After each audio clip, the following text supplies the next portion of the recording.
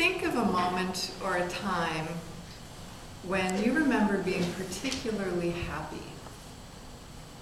You can even close your eyes if you want. Just think about that time. Who was with you? Was anyone with you? What was happening? Just really remember the details, what you saw, what you felt, what you heard. And I'm going to ask you to use that as a reference point for our discussion today about happiness. So for how many of you did the memory that you thought of match with this definition of happiness? That happiness is pleasure combined with deeper feelings of meaning and purpose, and that it's got to do with the joy you feel striving for your potential. Did that match for any of you? Some. So there are lots of different definitions of happiness. This is the one that I'm going to use as a sort of premise talking about happiness at work. Out of curiosity, how many of you thought of something related to your work life? Anyone? Kind of maybe. Okay. So herein lies the dilemma. If you are like the average worker in this country, you will spend 90,000 hours of your life at work. And my goal for today is to persuade you that taking a stand for happiness at work will be good for you and good for your organizations. Imagine if your work life actually had a sense of that feeling that you just conjured up in your memory. So there are three assumptions that I'd like to talk about happiness in this talk. And for those of you who weren't here a couple of months ago, this is this kind of second installment of a 75-minute workshop. So I've already gone deeply into some of this stuff. I'm going to go deeply into another portion, and then there's going to be this other thing that happens later. So the three assumptions about happiness that I want to challenge are that success leads to happiness, that happiness comes first, or that the success comes first, the accomplishment comes first, if I get X, if I get that new car, if I get an A, if I get a promotion, then I'll be happy. The second assumption that I want to challenge is that workplace happiness is a luxury. It's like, oh yeah, that would be nice if we could do that, but really it's all about productivity and impact and results. And especially in the past few years with the economic climate that we've been experiencing, and especially in nonprofit organizations, which is what this audience is kind of sort of supposed to be, we're really experiencing that kind of scarcity mentality of like, well, no, that's an extra. We can't afford to pay attention to happiness. And I really want to challenge that assumption today. The third assumption that I want to challenge is that happiness is beyond our control. It's either, our genetic inheritance dictates our happiness, or our life circumstances dictate our happiness, but that we don't really have that much control over it. So just a quick review of the first assumption that I went into much more deeply a couple months ago, that success leads to happiness.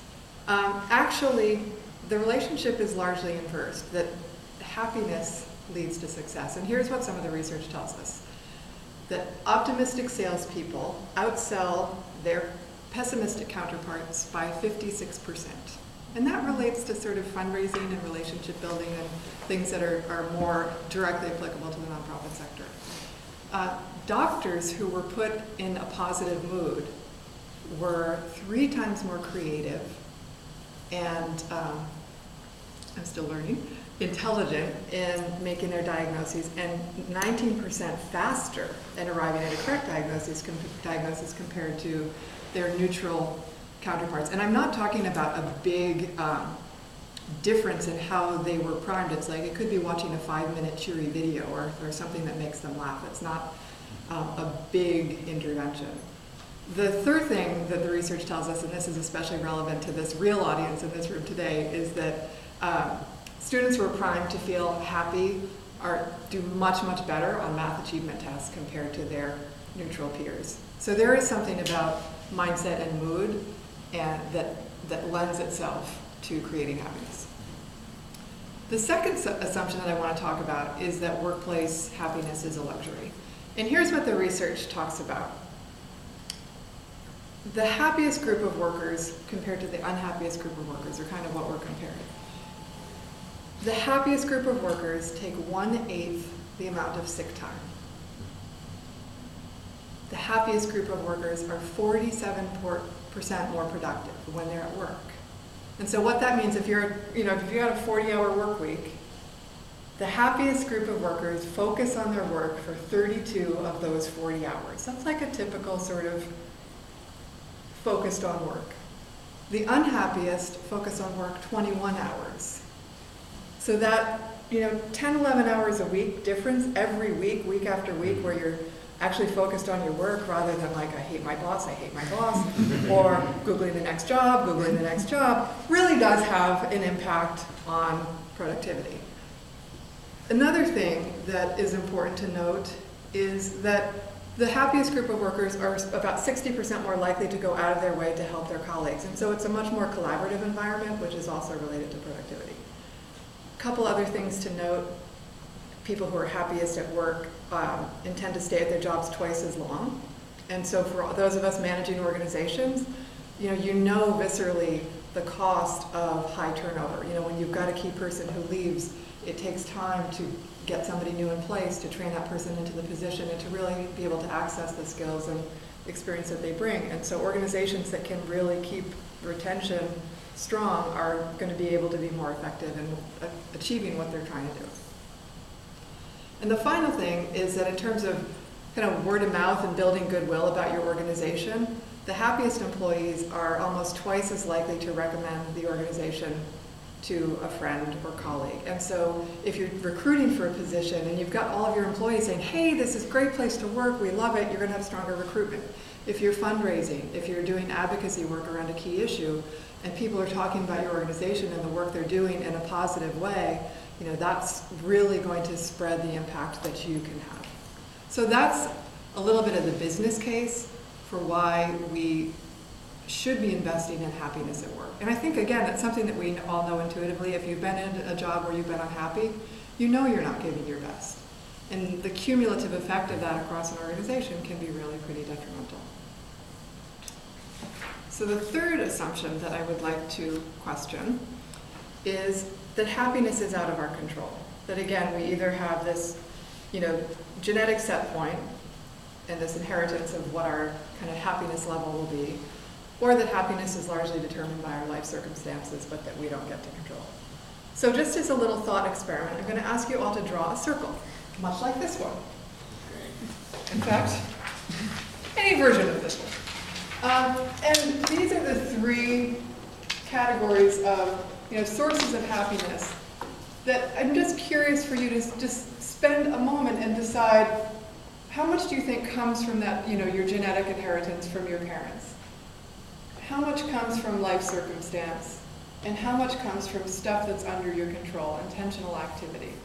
And just as a quick exercise, because I've got a minute and a half left, break that down. Pie chart? Pie chart. Thank you. Yes. Yeah. Key detail. Okay.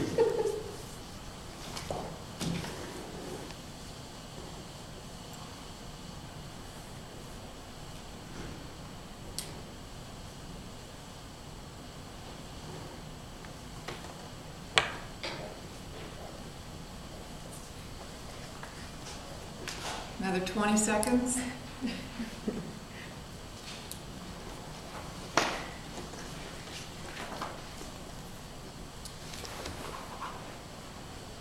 So toss up a couple numbers for set point. What percentage did you give this? 17. 17, very precise. And a prime number. Yeah, exactly what I was thinking. I'm fond of prime numbers. Alas, it is not 17. I was rounding from 1/6. Other thoughts? 50. 50. In fact, it is 50. And this is based on twin studies of identical twins separated at birth, and a sort of aggregate of a lot of research that's done around twins. How much, so that's our set point. How much would you say is life circumstances? 25? More. 30? 40? Anything higher? 75.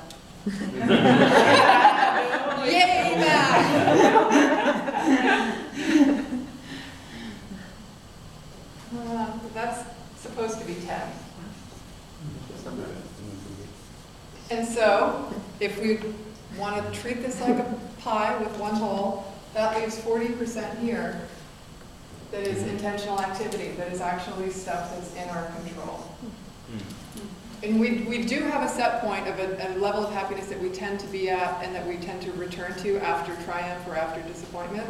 And so that is there, and life circumstances do play a piece of this, but there's a lot that we can do in terms of our mindset, in terms of how we approach our social relationships, in terms of our effort and initiative.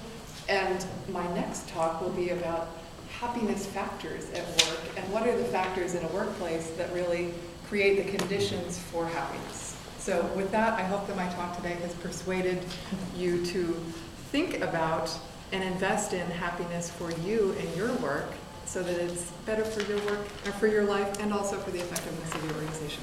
Thank you.